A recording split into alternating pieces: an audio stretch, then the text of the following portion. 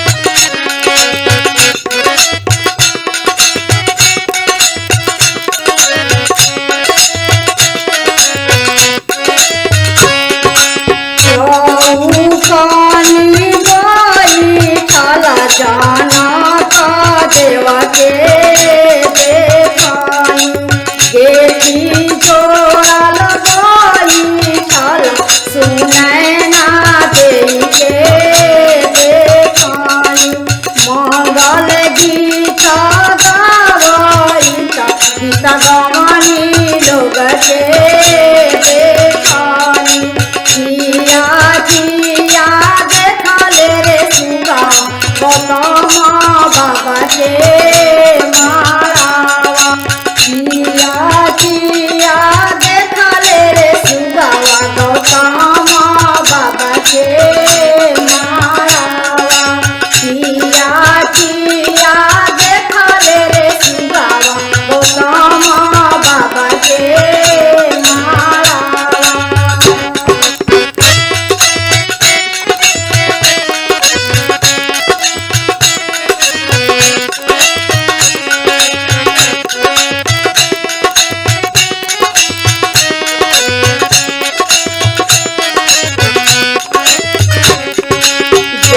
मंत्र पढ़ाई तो पुरोहित जी के देखानी जीवा ढारा खावई तो जनक देव के देखानी सेनुरा लगावई तो सुनैना देई के देखानी इहे सब देखानी फूल सब बाबा के मारावा इहे सब देखानी फूल सब बाबा के मारावा इहे सब देखानी फूल सब बाबा के मारावा।